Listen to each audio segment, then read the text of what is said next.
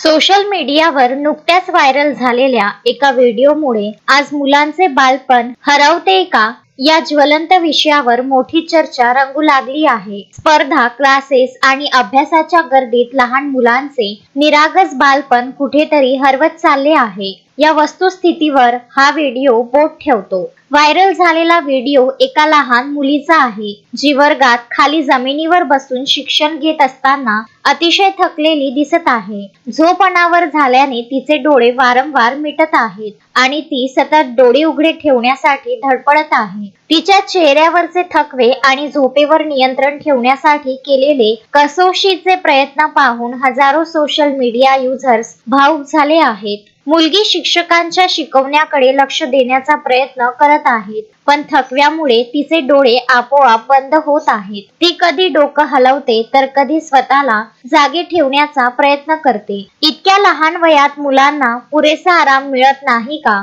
पालकांनी शिक्षण व्यवस्था मुलांवर त्यांच्या वयापेक्षा जास्त ओझं टाकत आहेत का? हा व्हिडिओ स्पष्टपणे दर्शवतो की शिक्षण महत्त्वाचे असले तरी त्याहून अधिक महत्त्वाचे आहे मुलांचे आनंदी राहणे, आराम करणे आणि मोकळेपणाने खेळणे. सोशल मीडियावर अनेक जण आम्हीच आमच्या मुलांवर जास्त भार टाकतोय का या प्रश्नाचे उत्तर शोधत आहेत.